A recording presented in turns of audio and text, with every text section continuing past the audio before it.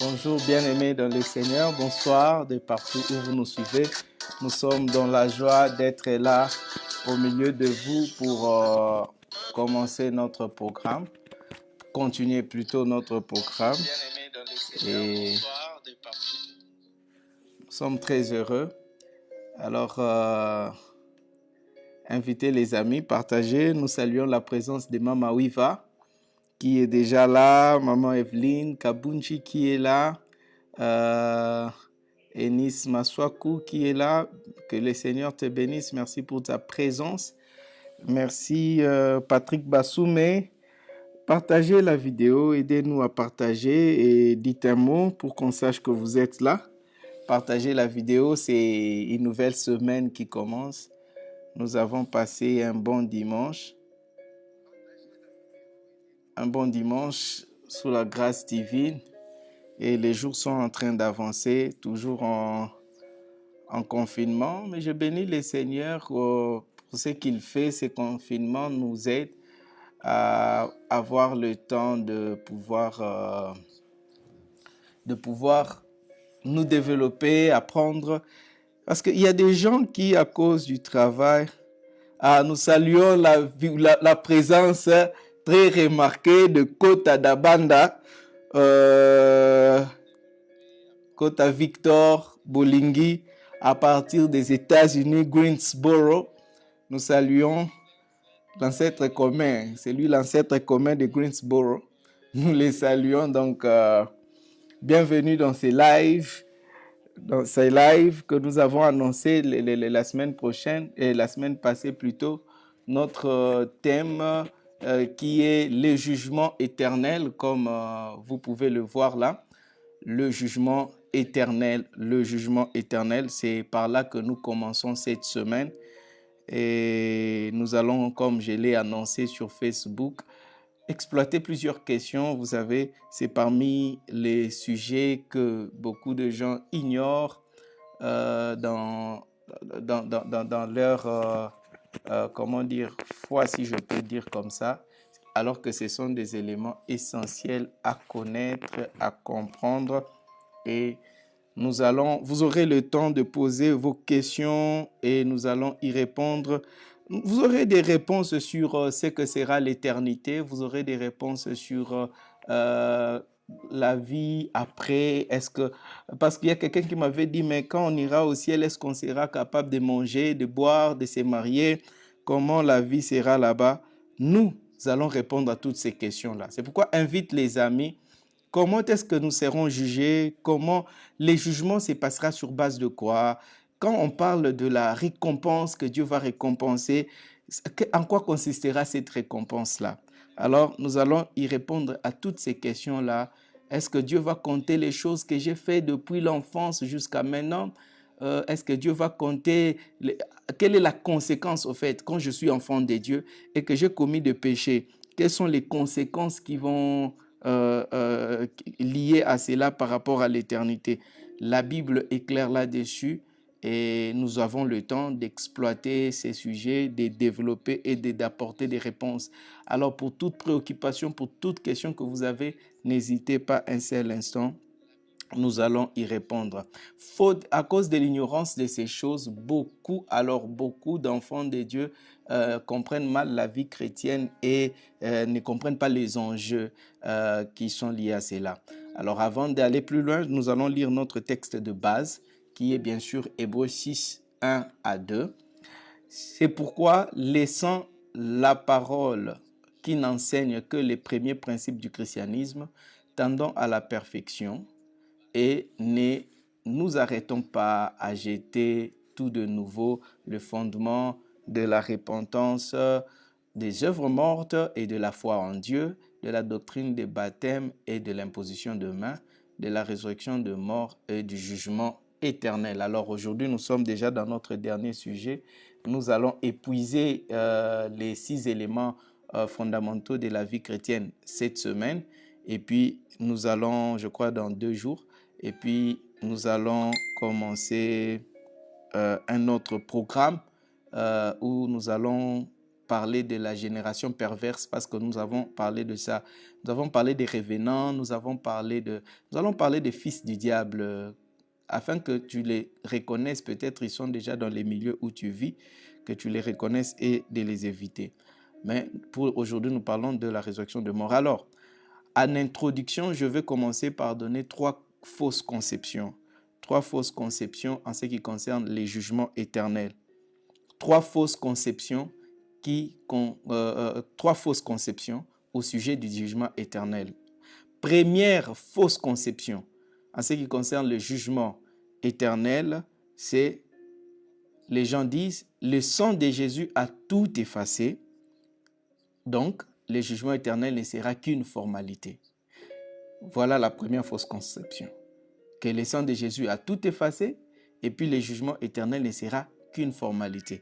Ils appuient leur argument en disant ceci, parce qu'on parle de jugement. On ne juge qu'après un jugement, c'est pour déclarer, un jugement plutôt sert à déclarer la culpabilité ou l'innocence de quelqu'un. Alors, s'il n'y a pas moyen s'il n'y a pas la sentence de culpabilité, pourquoi alors avoir un jugement? Parce que culpabilité veut dire punition. Or, nous sommes sauvés en Jésus-Christ et son sang nous a lavé. Maintenant, nous a lavé. Pourquoi nous allons nous tenir encore devant le jugement? À quoi servira ces jugements-là? Et ils disent que personne ne peut être déclaré coupable parce que Jésus est mort pour ça. Donc, ce qui fait que ces jugements-là ne sera qu'une formalité parce que personne ne doit être puni parce que Jésus a porté sur nous ses péchés. C'est d'abord une fausse conception qui est basée sur une ignorance profonde des Écritures. Alors, pour répondre, clear un peu cette ignorance, nous lisons dans 2 Corinthiens 5, 10. 2 Corinthiens 5, 10. La Bible dit ceci, « Car il nous faut tous comparaître devant le tribunal de Christ. » Il nous faut tous comparaître devant le tribunal de Christ, afin que chacun reçoive selon le bien ou le mal qu'il aura fait étant dans son corps. Première chose à connaître ces textes, c'est l'apôtre Paul est en train de parler du tribunal de Christ, en grec bema. Et bema, le tribunal de Christ, aucun païen ne se tiendra devant ce tribunal. Ce tribunal ne concerne que ceux qui sont sauvés. Ce tribunal ne concerne que les enfants de Dieu. C'est pourquoi l'apôtre Paul dit, car il nous faut, parlant aux chrétiens, aux frères de l'Église, il dit, il nous faut tous comparaître devant le tribunal de Christ, afin que chaque enfant de Dieu, tout celui qui est sauvé, afin que chacun reçoive selon le bien ou le mal qu'il aura fait étant dans son corps, c'est-à-dire lorsque tu étais dans ton corps ici sur la terre. J'aime cette expression étant dans son corps, c'est parmi les textes qui nous prouvent que l'homme n'est pas le corps, mais le corps est un contenant. Excusez-moi, le corps est un emballage qui contient l'homme. C'est un emballage qui contient l'homme. Et l'apôtre Paul dit, et lorsque nous étions dans notre corps. Alors, pendant que nous sommes dans notre corps, tout ce que nous faisons, bien ou mal, c'est là, chacun recevra. Nous passerons devant le jugement.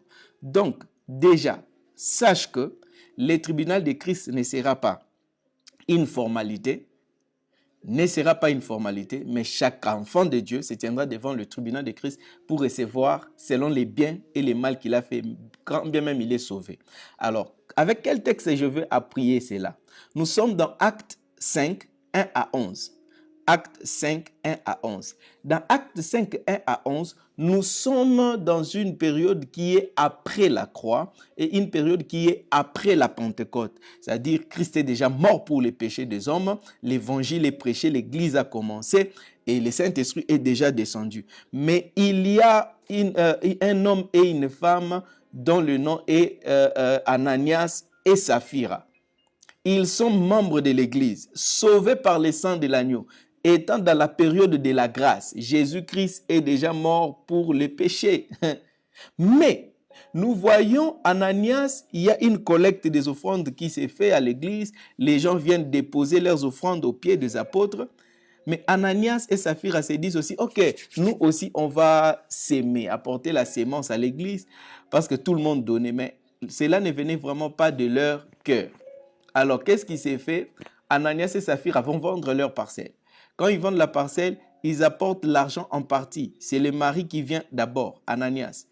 Et ils se sont entendus pour mentir. Quand il arrive devant l'apôtre, il donne l'argent. L'apôtre lui demande, discernement par le Saint-Esprit, lui demande, est-ce que c'est tout l'argent du prix de la parcelle? L'homme a dit oui.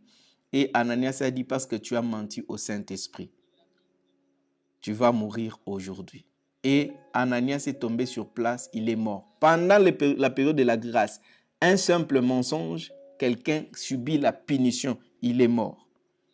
Sa femme vient plus tard. Elle arrive, Paul lui pose la même question, la femme ment comme son mari. L'apôtre déclare la même chose et la femme est morte. Ici, nous sommes pendant la période de la grâce. Ils sont sous la même dispensation que nous aujourd'hui. Mais Dieu les punit des morts parce qu'ils ont menti.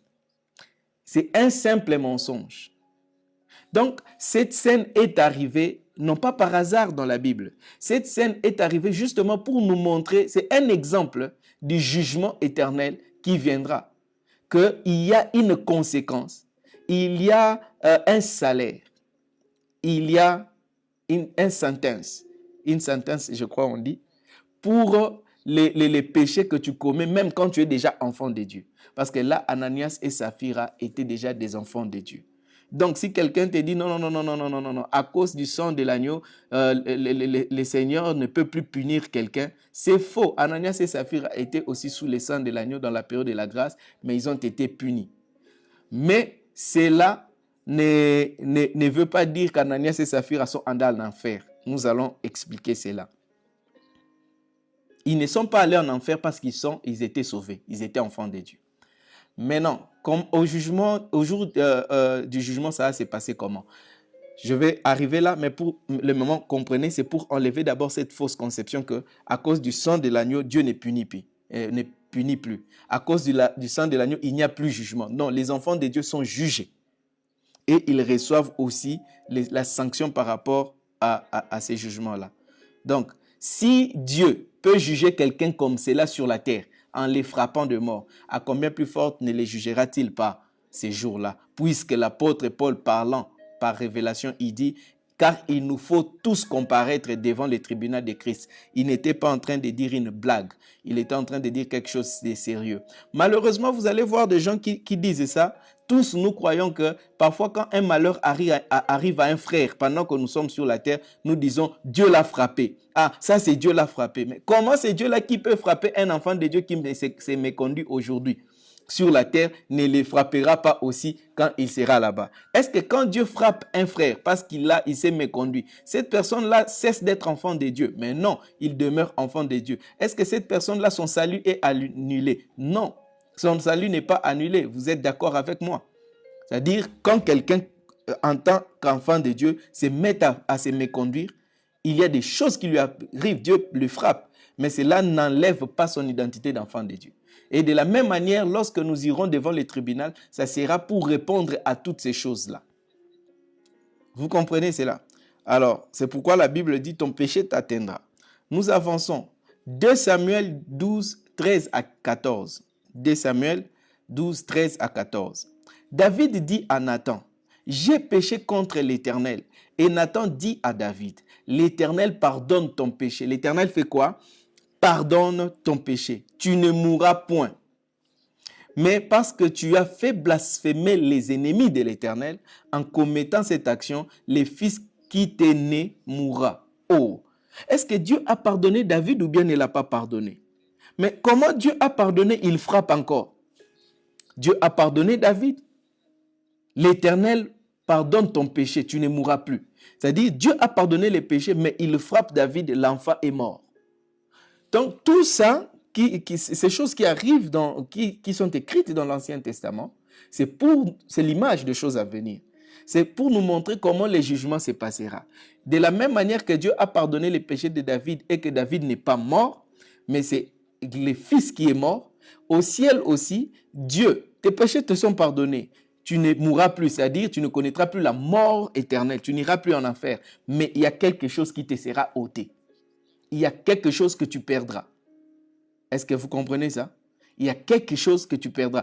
Le jugement se passera de cette façon-là. Donc, ça ne sera pas qu'une formalité. Il y a des choses et ça a des conséquences graves dans l'éternité. Je vais expliquer cela.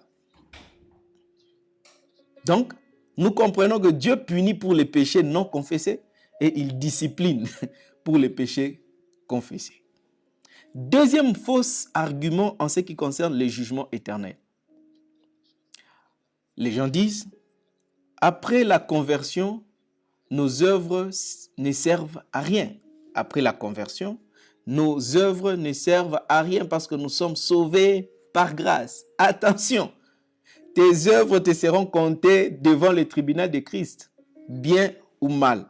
Tout ce que tu fais comme bien, œuvre que tu fais comme bien, comme mal, tu paraîtras devant le tribunal de Christ et tu en recevras la récompense. Alors, Éphésiens 2, 8 à 10, la Bible déclare ceci.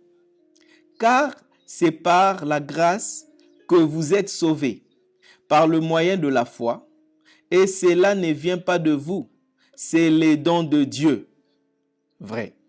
Ce n'est point par les œuvres, afin que personne ne se glorifie. Personne n'est sauvé par les œuvres.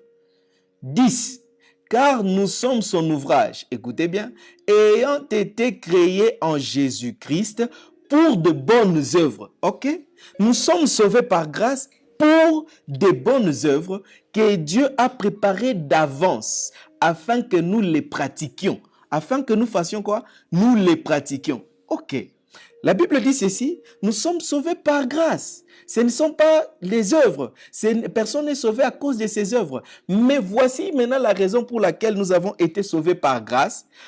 Nous avons sauvé pour de bonnes œuvres que Dieu avait préparées d'avance, afin que nous les pratiquions. Donc, Dieu a prévu des œuvres à pratiquer après les saluts. Quand tu as reçu les saluts, Dieu a prévu des œuvres que tu dois pratiquer. Maintenant, la chose est que si tu ne pratiques pas ces œuvres-là, que Dieu a prévu d'avance, tu crois que dans l'éternité, ça n'a pas de conséquences. Donc, Dieu l'a fait pour plaisir, par plaisir. C'est insensé de penser ainsi. Je vous encourage, vous qui êtes en ligne, partagez la vidéo, partagez pour que plusieurs se joignent à nous et qu'ils soient édifiés et bénis. Parce que bientôt les jugements arrivent. C'est le temps de se tenir en ordre devant le Seigneur. Est-ce que vous me comprenez ça? Les bonnes œuvres. J'aimerais que vous puissiez m'aider dans le commentaire, écrire les bonnes œuvres. Les bonnes œuvres. Les bonnes œuvres du salut. Aidez-moi à écrire dans le commentaire les bonnes œuvres du salut. Donc, ce sont des œuvres que Dieu a préparées d'avance afin que nous les pratiquions. Donc, tel que tu es là, tu es sauvé, il y a des œuvres que Dieu avait prévues d'avance avant qu'il ne te sauve, afin que tu pratiques ces œuvres-là. Et ça fait partie de ce qu'on appelle la destinée. La destinée, on ne l'invente pas. La destinée d'une personne, on ne la crée pas. La destinée, on la découvre. C'est quoi la destinée? La destinée d'une personne, exactement, ce sont ces bonnes œuvres-là que l'Éternel a préparées en avance afin que tu les pratiques. Et si tu ne les pratiques pas, tu seras jugé parce que tu n'as pas pratiqué. Tu te tiendras devant le tribunal de Christ afin de justifier. Toi, tu as été créé pour pratiquer telle œuvre. Et si Dieu ne nous demande pas de compte pour les œuvres, les bonnes œuvres qu'il avait préparées d'avance afin que nous les pratiquions, c'est que nous prenons Dieu pour un aventurier. Or, Dieu n'est pas un homme pour mentir, ni le fils de l'homme pour se repentir. Il y aura des comptes à rendre pour les bonnes œuvres. Vous devez comprendre que la grâce est vraie. Elle est là, mais les œuvres accomplies après avoir reçu la grâce sont spéciales et importantes. Les œuvres que nous devons accomplir après avoir reçu le salut sont importantes, spéciales et indispensables. Luc 14, 13 à 14. Mais lorsque tu donnes un festin, invite des pauvres, des estropiés, des boiteux, des aveugles, et tu seras heureux de ceux qui ne peuvent pas te rendre l'appareil, car elle te sera rendue à la résurrection de justes. Ok. Ici, le Seigneur Jésus est en train de dire ceci. Si tu fais de bonnes œuvres, parce que l'aumône, aider les pauvres, aider les estropiés, aider les aveugles, aider tout ça, font partie des bonnes œuvres qu'un enfant de Dieu est censé pratiquer. Maintenant, la Bible dit, si tu pratiques ces choses-là, tu seras heureux de ceux qui ne peuvent pas te rendre l'appareil, c'est-à-dire ici sur la terre. Et car elle te sera rendue à la résurrection de mort. Ça veut dire, lorsque nous ressusciterons, nous nous tiendrons devant les tribunaux de Christ, c'est là que Dieu va rendre à chacun maintenant la récompense par rapport au bien qu'il a fait sur la terre. Et maintenant, si toi tu devais, selon le plan de Dieu, tu devais être en train de pratiquer ces œuvres-là, aider les estropiés, aider les pauvres, tout ça, et tu ne l'as pas fait. Et il y avait, comme Dieu avait prévu ces œuvres-là en avance, ce qui veut dire qu'il y avait aussi une récompense attachée à cela en avance. Mais si tu ne fais pas ça, quand tu t'étendras devant le tribunal de Christ, Christ ne va pas te donner ça. Il ne va pas te donner la récompense. Donc la récompense sera donnée à celui qui aura fait les œuvres qu'il devait faire. Maintenant, si toi tu ne fais pas, la Bible ne dit pas que tu t'en sortiras comme ça. Dieu va dire juste, ok, tu n'as pas fait, bon, c'est bon, passe quand même. Non, il y a quelque chose qui te sera fait. Nous allons le voir. Donc les œuvres à pratiquer en tant qu'enfant de Dieu sont importantes, indispensables et spéciales. 1 Corinthiens 3, 8. C'est lui qui plante et c'est lui qui arrose son égaux. Et chacun recevra sa récompense selon son propre travail. Chacun recevra. Quand est-ce qu'il recevra la récompense? Ce n'est pas maintenant. La récompense sera reçue devant le tribunal de Christ. Chacun recevra sa récompense.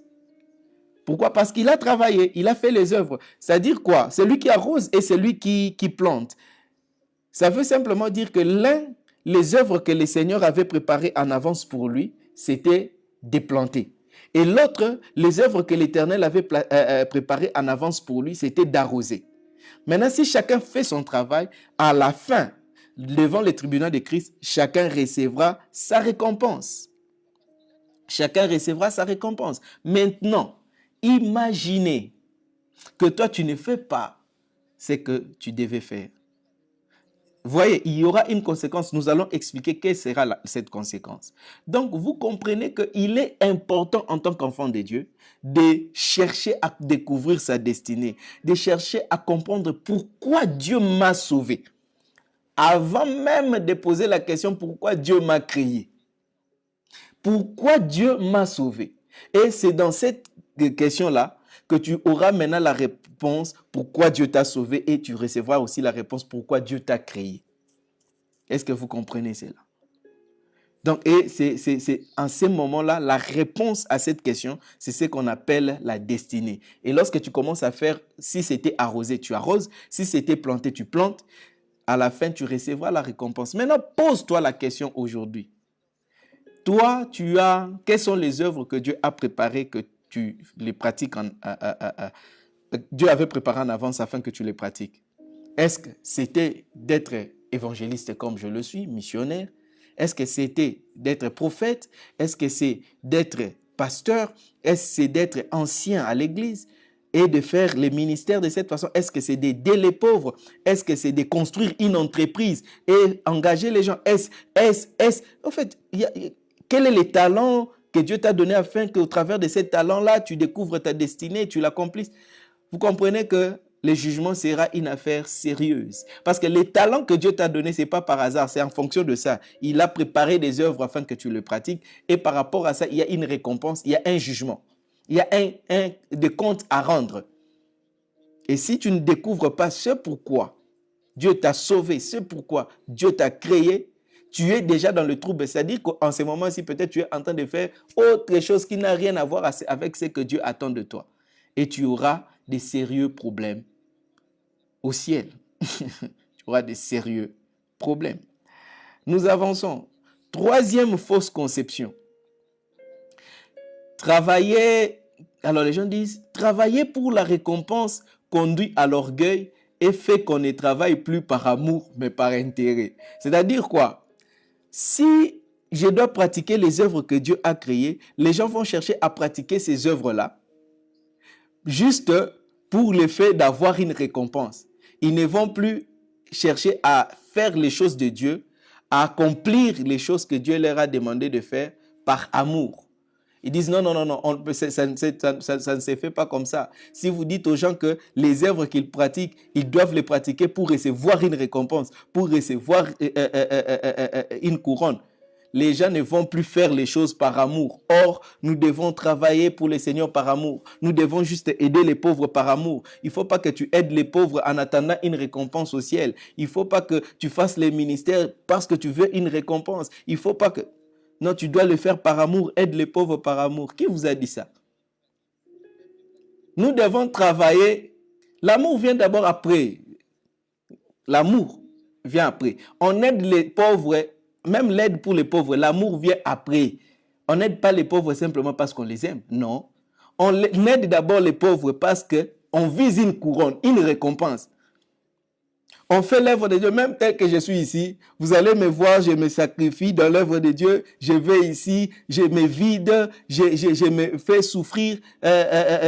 Parfois, je me mets en danger dans des conditions difficiles. Vous allez dire que je le fais parce que j'aime tellement le Seigneur. Non, je ne le fais pas seulement parce que j'aime tellement le Seigneur. La première motivation, c'est la récompense. Je ne veux pas rater parce que cette récompense-là compte pour l'éternité.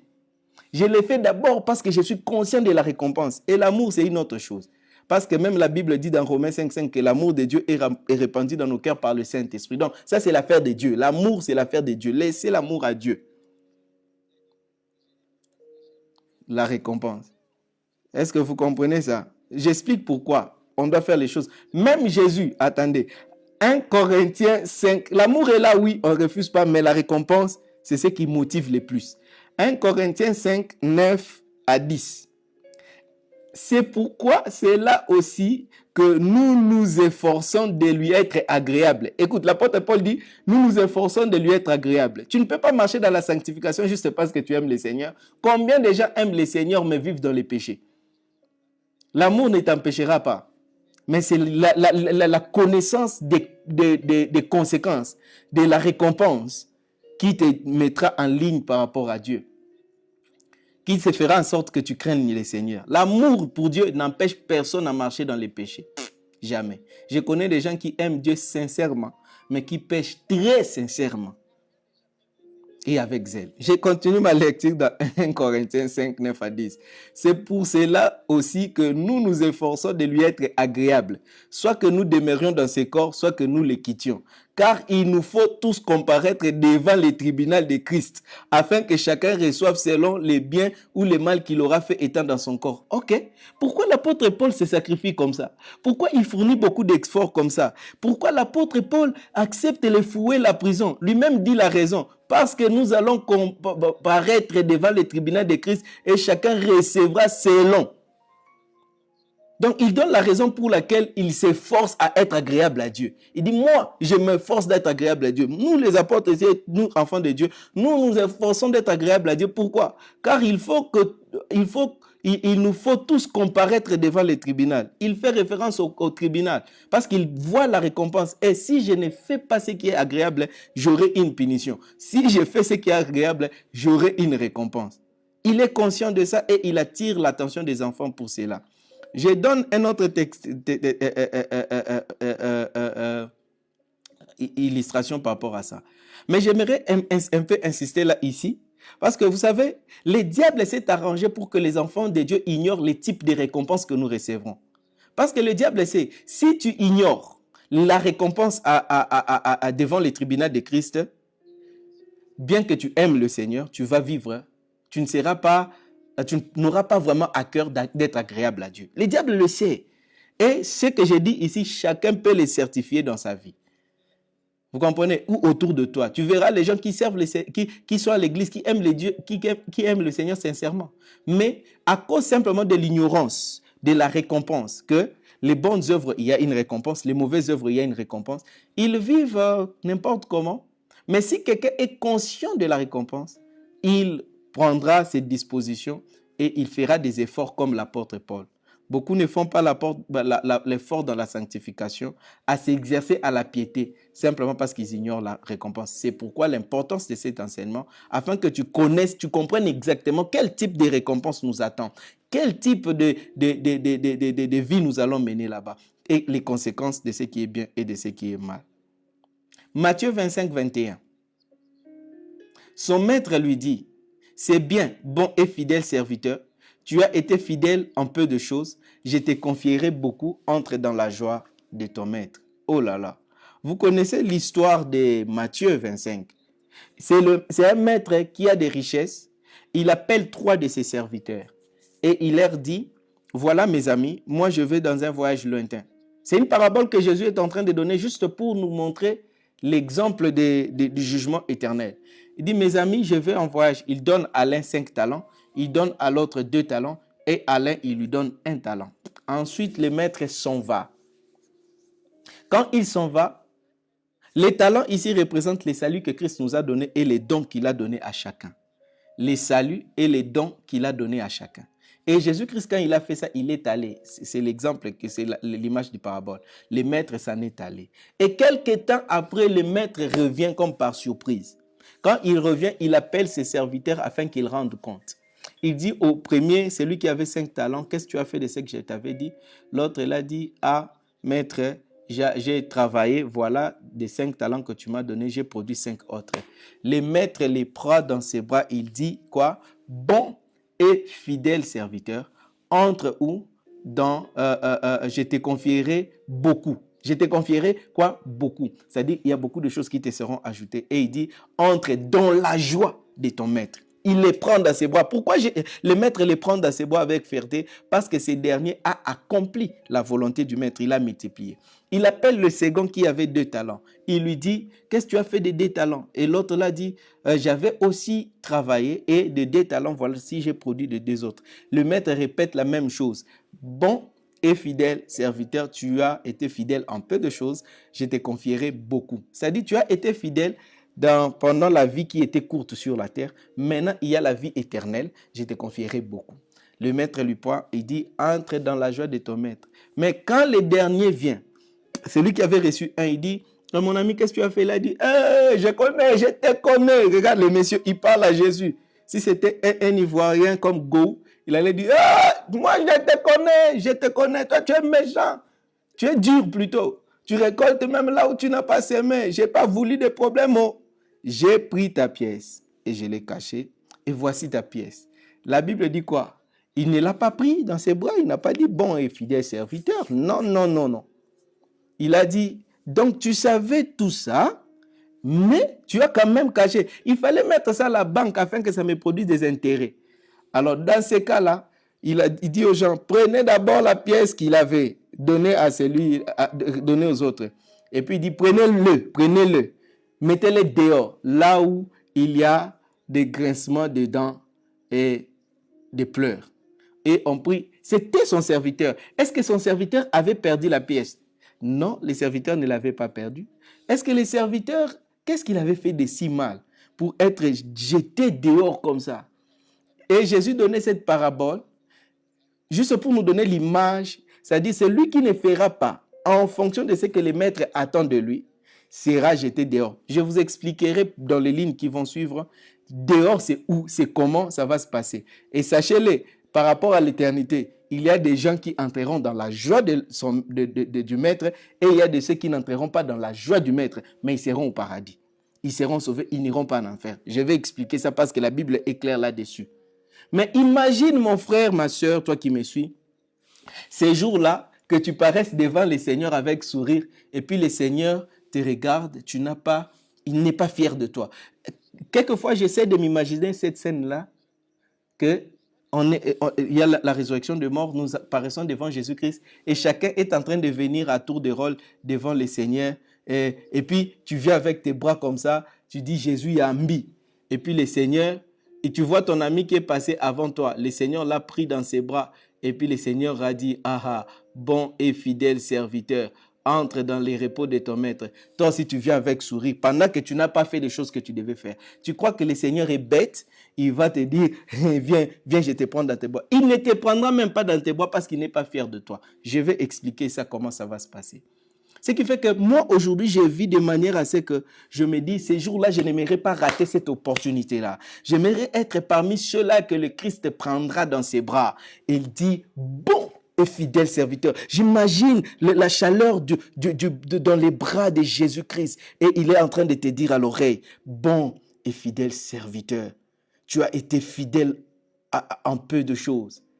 Je te confierai des grandes choses. Je m'imagine cette scène-là et pour rien au monde, je ne peux pas laisser une petite tentation me séparer de ça. Je ne peux pas laisser le diable me faire manquer quelque chose de grand comme ça. Et c'est pourquoi chaque jour, je traite mon corps durement. Chaque jour, je m'efforce pour plaire à Dieu, faire des choses qu'il veut que je fasse. Juste pour ne pas rater d'abord ça avant de parler d'autre chose. Matthieu 6, 19 à 20.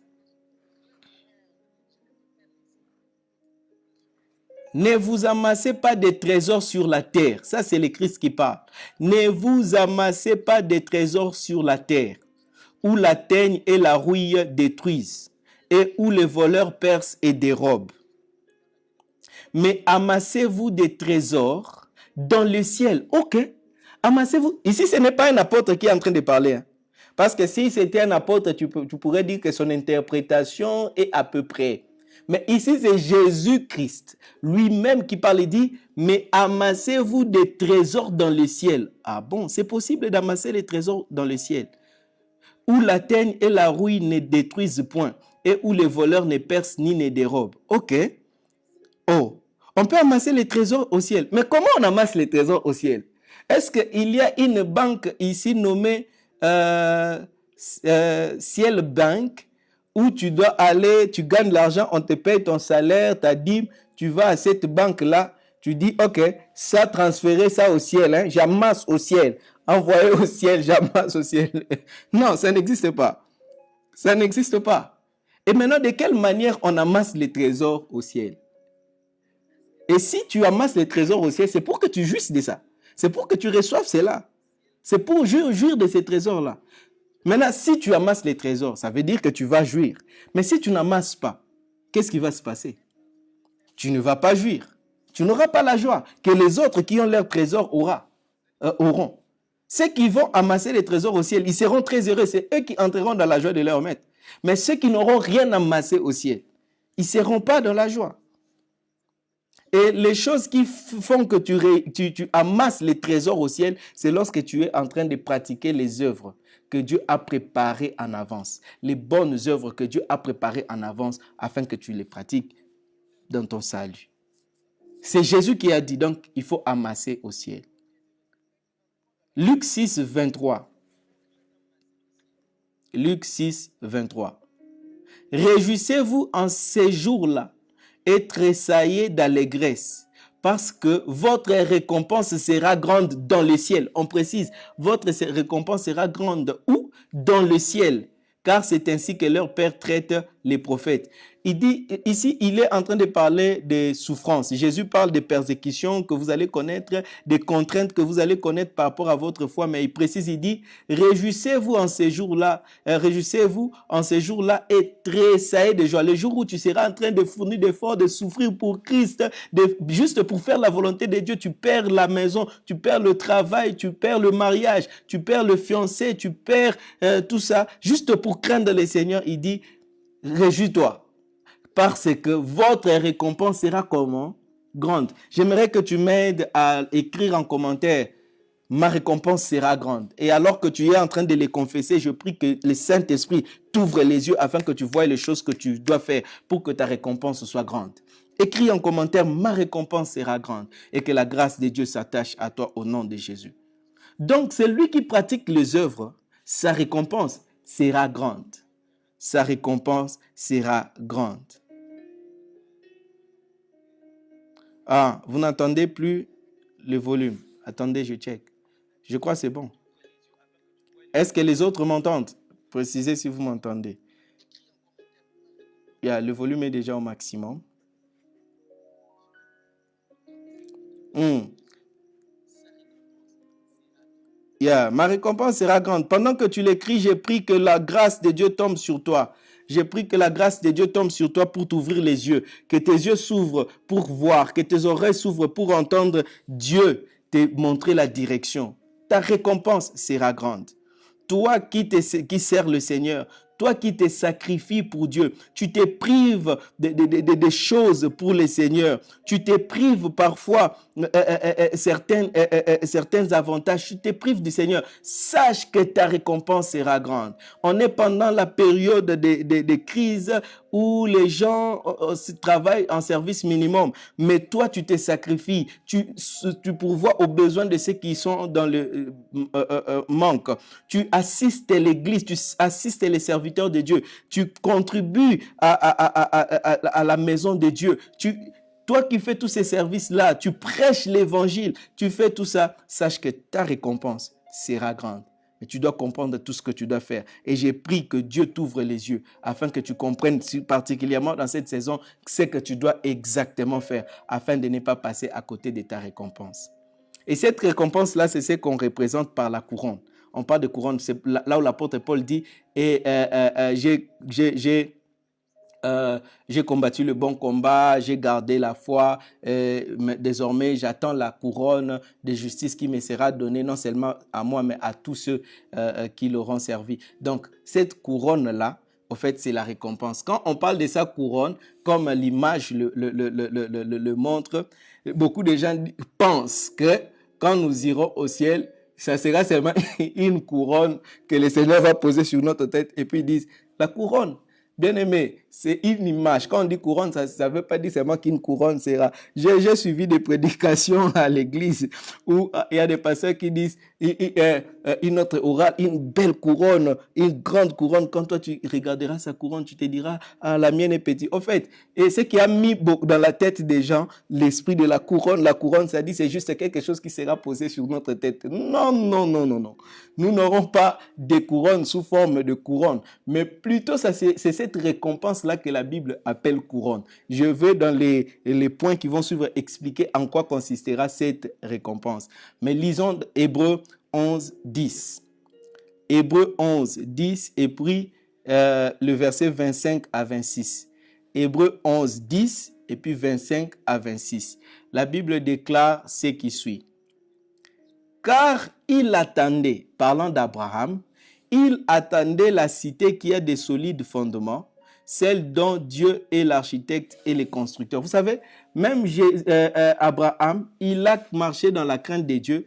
Il a accepté même de sacrifier son fils. Pourquoi? Parce qu'il attendait une récompense qui est plus qu'un enfant sur la terre. Avoir un enfant sur la terre ne veut pas dire grand-chose. C'est pourquoi je te parle à toi stérile qui me suis, toi qui n'as pas encore d'enfant, que cela ne trouble pas ton cœur. Tu n'as qu'à faire ce que Dieu t'a appelé à te faire. Si cela plaît au Seigneur, il te donnera un enfant, il ne peut pas te le refuser. Mais si cela ne lui plaît pas, selon sa volonté, seulement, il peut te priver l'enfant. Mais sache que ce qui est important, c'est la récompense que tu auras dans l'éternité. Parce que les choses que nous aurons dans l'éternité sont plus que tout ce qu'on peut avoir sur la terre. C'est la raison pour laquelle Abraham était prêt à sacrifier même cet enfant-là que Dieu lui a donné, cet unique enfant qu'il a eu de sa femme. Abraham était prêt parce qu'il attendait, la Bible dit, car il attendait la cité qui a des solides fondements, celle dont Dieu est l'architecte et les constructeurs. Il attendait une récompense, frère. Il attendait une récompense. Alléluia. Parce que toi, tu peux sacrifier ton éternité juste pour avoir un mariage aujourd'hui. Et tu peux sacrifier l'éternité juste pour avoir un enfant. Tu sais que tu peux avoir un enfant et cet enfant-là te crée les malheurs dans ta vie. Et tu souffres sur la terre. Et tu rates ta destinée à cause simplement d'un enfant que tu as eu. Moi, je connais des gens qui ont vécu les malheurs dans leur vie juste parce qu'ils ont eu un enfant. Il y a d'autres qui ont vécu les malheurs dans leur vie juste à cause d'un mariage. Il y a d'autres qui ont vécu à cause de beaucoup de choses. Alors fais attention. C'est pourquoi il est important de connaître la couronne qui nous attend. À cause d'un voyage, tu sacrifies ton éternité. Je lis versets 25 et 26 de Hébreux 11. Aimant mieux être maltraité avec les peuples de Dieu, parlant de Moïse. Aimant mieux être maltraité avec les peuples de Dieu que d'avoir pour un temps la jouissance du péché. regardant l'opprobre de Christ comme une richesse. Il regardait cet opprobre-là de Christ comme une richesse plus grande que les trésors d'Égypte, car il avait les yeux fixés sur la rémunération. Moïse, quand il a quitté la maison de Pharaon, qui était plein de bonnes choses, où il était un prince, parce qu'il regardait à la rémunération. La Bible dit que ses yeux étaient fixés sur la rémunération qu'il y a devant les tribunaux de Christ. C'est pourquoi il a accepté d'aller souffrir dans les déserts avec le peuple de Dieu. Il a accepté la souffrance. Parce qu'il avait les yeux fixés sur quoi? La rémunération. Ce n'est pas parce qu'il aimait tellement les Israélites que Moïse a cherché à faire tout ça. Quand vous lisez l'histoire, vous croyez quand il a tué l'Égyptien qui maltraitait les Israélites, vous allez croire que Moïse a intervenu parce qu'il aimait tellement ses frères. Non, l'amour était là, oui, mais il l'a fait plus parce qu'il avait les yeux fixés sur la rémunération, la récompense attachée à faire la volonté de Dieu, à accomplir la destinée, parce que Moïse est né pour être le libérateur du peuple d'Israël. Et il savait cela et il avait la révélation sur la rémunération. C'est pourquoi tu as besoin de prier, de comprendre et d'avoir la révélation sur la rémunération. Ça fera en sorte que tu feras ce qu'il faut faire. Même Jésus, oui, il nous a aimés, mais il est mort à la croix. Vous savez qu'est-ce qu'il avait en vue? La gloire à venir. Jésus a supporté la croix parce qu'il avait vu la gloire qu'il y avait après la croix. Il savait qu'après la croix, il allait être élevé au-dessus de tout nom. Il savait qu'au-dessus, après la croix, tous les ennemis lui seront assujettis. Il marchera sur tous les ennemis seront mis à ses pieds comme marche-pied. Jésus savait, il avait les yeux sur la gloire à venir. Parce qu'il a fait la prière à Gethsemane et Jésus a pleuré. À Gethsemane, Jésus nous aimait toujours et il nous aimait beaucoup. Mais il a dit, Père, éloigne cette coupe. Vous savez ce que éloigne cette coupe de moi veut dire? Je ne veux plus mourir pour ces gens ici. Bon, je les aime. Écoutez, je vais le mettre dans un langage moderne. Donc, Jésus était en train de dire, bon, Père, tu vois, j'aime ces gens. En tout cas, si tu regardes dans mon cœur, tu vas voir que je les aime beaucoup. Mais mourir à la croix, quand il voit tous les fouets, il voit la couronne d'épines, il voit les insultes et toutes ces douleurs-là, il les ressent déjà avant d'aller là-bas. Il dit, c'est trop. Père, éloigne ça, éloigne ça, éloigne ça. Mais lorsque il regarde à la rémunération, il regarde à la gloire qui vient après cette souffrance-là, il dit que ta volonté soit faite, ta volonté pas la mienne. Et Jésus a accepté. C'est pourquoi la Bible donne maintenant la raison, dit c'est pourquoi il a reçu les noms. Pourquoi? Parce qu'il a choisi le chemin de l'obéissance. C'est la raison pour laquelle il a reçu cette grande récompense. Jésus-Christ, homme, assis à la droite de Dieu. Est-ce que vous comprenez ces mystères? Donc même Jésus, il avait les yeux fixés sur la récompense. Parce que si tu ne vois pas la récompense, si tu n'as pas la révélation sur la récompense, lorsque l'épreuve sera dure, tu vois le fouet, tu vois la famine, tu vois la galère, tu vois les célibats, tu vois le chômage, tu vois tout ça. Tu souffres, si tu n'as pas la révélation de la rémunération, tu vas dire, tu ne vas même pas demander au Père d'éloigner ça. Toi-même, tu vas éloigner. Tu ne vas même pas dire, Père, éloigne de moi. Non. Tu vas regarder cette épreuve-là, tu vas dire, éloigne de moi. Tu vas dire, je m'éloigne. D'ailleurs, tu ne vas pas attendre que la coupe s'éloigne. C'est toi qui vas t'éloigner de la coupe. Tu vas t'éloigner. Tu vas faire comme les disciples lorsqu'on est venu arrêter Jésus. Ils ont fui. Ils ont fui. Chacun s'est sauvé pour sa vie. D'ailleurs, un d'entre eux a fui nu parce qu'il n'avait que les draps. Je me demande comment il avait fait pour n'avoir que les draps. Ah, Jésus. Et puis, on a tiré les draps et tombé. La Bible dit, il a fui nu. Écoute, si tu n'as pas la révélation sur la récompense, tu vas fuir. Tu ne vas pas demander au Père d'éloigner la coupe. C'est toi qui vas t'éloigner de la coupe. Et c'est comme ça, beaucoup sont tombés. Il était enfant de Dieu, il servait le Seigneur, mais il a fini dans l'occultisme, mais il a fini dans des choses pas très bien, simplement parce qu'il n'avait pas la révélation de la rémunération. Frère, cherche la révélation de la rémunération. Je t'en supplie, par les compassions de Christ, cherche la révélation de la rémunération. Ça te permettra de tenir ferme. Écoutez, nous sommes tous tentés de la même manière. Nous sommes soumis aux mêmes difficultés. Nous sommes soumis. Mais qu'est-ce qui fait que je tienne, que je ne me laisse pas entraîner? Nous recevons des propositions de plusieurs sortes. Mais qu'est-ce qui fait que nous tenons? Quand je regarde seulement la rémunération, je dis, ah, j'accepte d'être un piac. Ah, j'accepte de rester dans ma position. Ah, j'accepte ce que Dieu veut pour moi aujourd'hui, même si cela me fait mal. Pourquoi? Parce que j'ai la révélation de la récompense. Et ces enseignements, cet enseignement particulièrement, c'est pour te donner la révélation de la récompense. Nous lisons 1 Corinthiens 9, 27. 1 Corinthiens 9, 27. La Bible dit ceci. Mais je traite durement mon corps et je le tiens assujetti, de peur d'être moi-même rejeté après avoir péché aux autres. D'être rejeté. L'apôtre Paul parle d'être rejeté. Est-ce qu'il est en train de parler de l'enfer? Non, l'apôtre Paul ne peut pas aller en enfer. C'est impossible. Mais il dit, je traite durement mon corps pour ne pas être rejeté. Ok, parce que devant le tribunal de Christ, tu es au ciel. Mais si tu n'as pas traité durement ton corps, tu ne t'es pas abstenu de certaines choses juste pour craindre le Seigneur, qu'est-ce qui va se faire? Le Seigneur va te rejeter, mais c'est lui qui va traiter durement son corps et faire tout ce que Dieu veut qu'il fasse, qu'il marche dans la crainte de Dieu, qu'il accomplisse les œuvres. Dieu ne va pas, le Seigneur Jésus ne va pas les rejeter, il va le prendre dans ses voies en disant, bon et fidèle serviteur, entre dans la joie de ton maître. Mais si tu ne fais pas ces œuvres-là, c'est à quoi il t'a sauvé, tu seras rejeté parce qu'il ne va pas te prendre dans tes bras et dire, bon et fidèle serviteur. Et quand il parle rejeté ici, c'est durant l'éternité. Hein. Je vais expliquer ça dans les points qui arrivent. Et c'est très sérieux cette histoire ici. C'est très sérieux. Et vous, sachez-le, tous ces textes-ci n'ont pas été écrits par hasard ou par plaisir.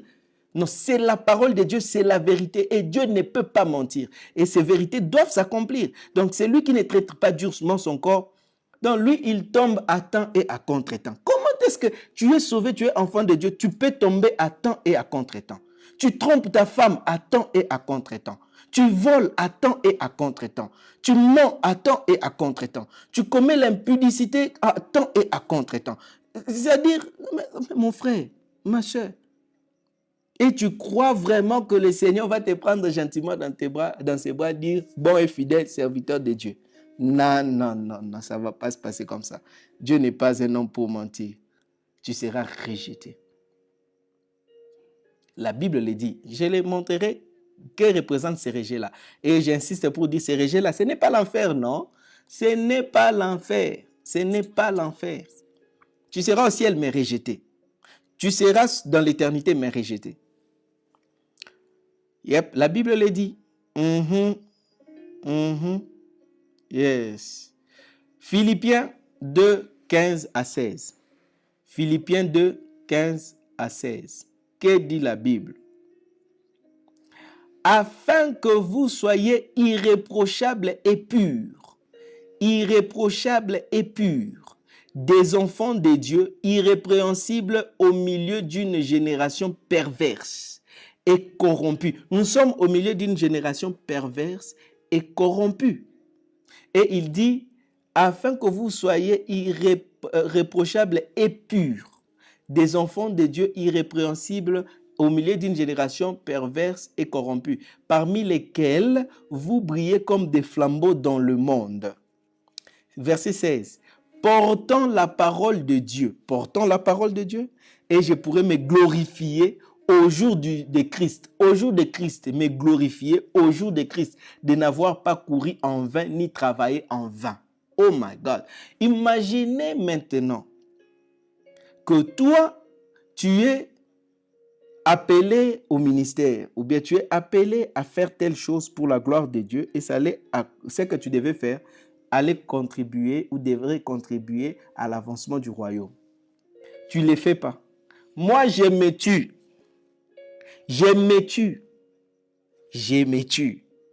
Parlant seulement de ça.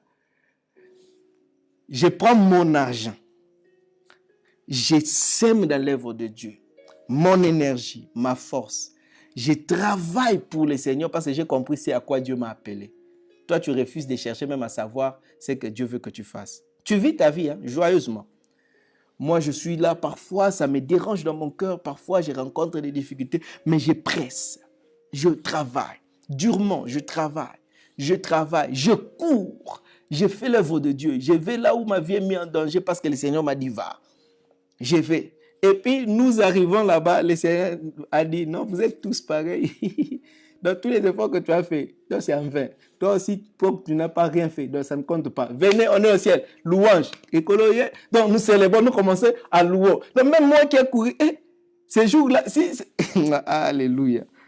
Ça dit, si on arrive au ciel et on se retrouve devant le Seigneur, et puis moi je me rends compte que c'est comme ça. Je vais faire une chose. Pendant que vous avez commencé à louer là, moi je vais d'abord, j'enlève ma chemise calmement.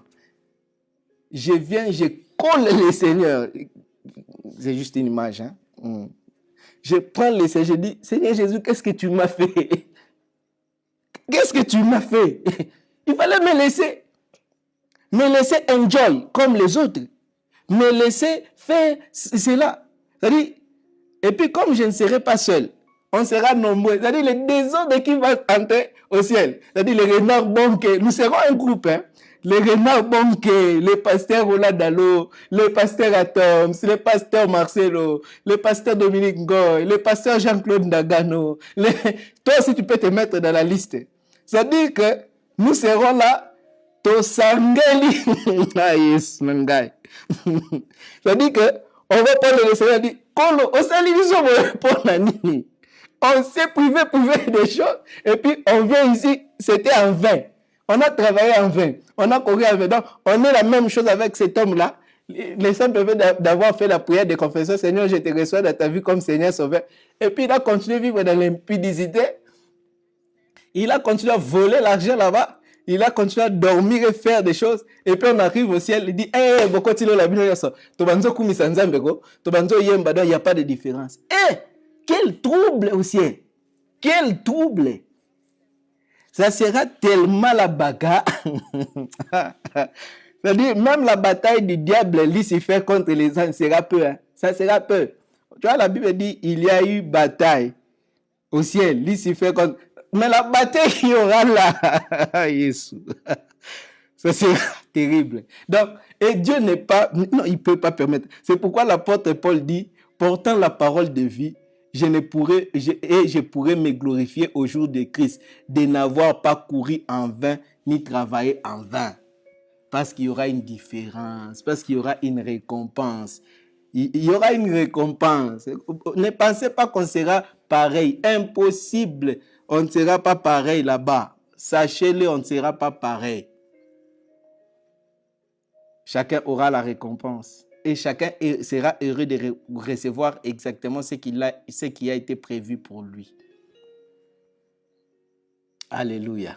Donc, la récompense, il faut travailler tout en étant conscient de la récompense, bien qu'ayant l'amour. Parce que l'amour seul ne permet pas de servir le Seigneur, ne permet pas de se sacrifier. Mais la connaissance de la récompense, la conscience de la récompense te permet de travailler. Donc, tu dois être conscient de cela. Alléluia. Donc, voilà, aujourd'hui, nous avons vu les 3 fausses conceptions. Je voulais d'abord balayer ces fausses conceptions afin que tu comprennes effectivement que le jugement éternel, c'est une chose sérieuse. C'est une affaire sérieuse avec laquelle il ne faut pas blaguer. Il ne faut pas blaguer. Et si tu demeures dans l'ignorance, tu risques de passer à côté. Donc, pour aujourd'hui, on se limite là. Et demain, nous allons continuer pour répondre maintenant aux questions. Nous allons commencer demain par différencier les 2 tribunaux. Et nous allons exposer maintenant comment les chrétiens seront jugés et comment les païens seront jugés. Et quelle est cette récompense-là qui sera donnée aux uns et aux autres? Quelle est la récompense qui sera donnée aux enfants de Dieu et toutes ces choses-là? Est-ce qu'on va se marier au ciel? Est-ce qu'on aura des enfants au ciel? Est-ce que dans l'éternité, je parle pas au ciel mais dans l'éternité, parce que déjà l'éternité, on ne va pas la passer au ciel. Donc, j'expliquerai où on va passer l'éternité, quel type de vie nous aurons là-bas. Donc, soyez connectés demain. Si vous avez été bénis par ces passages, ces messages, je crois que vous l'avez été, juste partagez-les dans votre groupe, partagez-les sur Facebook, partagez-les sur votre page, partagez-les afin que les autres amis aussi soient édifiés. Nous allons nous retrouver demain afin de continuer sur ces sujets. Soyez ponctuels à 21h, heure de Kinshasa, nous commençons. Je vais prier pour vous. Seigneur Dieu, je prie dans le nom de Jésus pour mes frères et sœurs qui m'ont suivi, nombreux de par le monde, aux États-Unis, en Inde, en Europe, ici en Afrique du Sud, en Afrique en général. Merci Seigneur pour cette parole édifiante que tu as sémée. Oh, merci parce que tu as choisi ces temps pour donner la révélation à quelqu'un par rapport à sa destinée, par rapport à la récompense qu'il attend. Je prie, Père, que maintenant le ciel soit ouvert. Alors que, Seigneur, il sera dans son moment de prière ou même quand il sera endormi, je prie que tu révèles, que tu donnes la révélation sur la destinée, afin que mon frère maintenant sache ce qu'il doit exactement faire, afin que ma sœur sache ce qu'elle doit exactement faire, qu'il comprenne afin de ne pas perdre. Je prie que ta miséricorde agisse. Seigneur, pour ceux-là qui étaient en train de faire autre chose que ce que tu attendais d'eux, pour ceux qui avaient négligé les œuvres qu'ils devaient faire, je prie, Seigneur, mon Dieu, le Saint-Esprit qui crée en nous le vouloir et le faire, puisse réveiller cela dans leur cœur, afin qu'ils se mettent en action, alors qu'il n'est pas encore tard. Alors qu'il n'est pas encore tard. Alors qu'il n'est pas encore tard. Pendant qu'il fait jour, Père, permets qu'il fasse les œuvres que tu as prévues pour lui. Apporte-les par la révélation au travers de ses enseignements. Au nom puissant de Jésus, nous avons prié et nous disons Amen. Merci de nous avoir suivis. Et si vous voulez contribuer à notre ministère, participer, bénir l'œuvre de Dieu que nous sommes en train de faire, parce que nous avons beaucoup de projets, beaucoup de choses à réaliser avec le Seigneur, vous pouvez visiter notre site web www.meicon.org et quand vous descendez en bas, vous verrez là où il y a donner, il y a l'espace, l'onglet de dons. Vous cliquez sur ces dons-là, vous pouvez envoyer votre contribution par PayPal, vous pouvez aussi le faire par Western Union ou vous pouvez le faire par Airtel Money et Vodacom M-Pesa. Et vous pouvez nous contacter inbox pour envoyer votre contribution dans l'œuvre de Dieu et le Seigneur vous bénira. Bonne soirée, on va se revoir demain.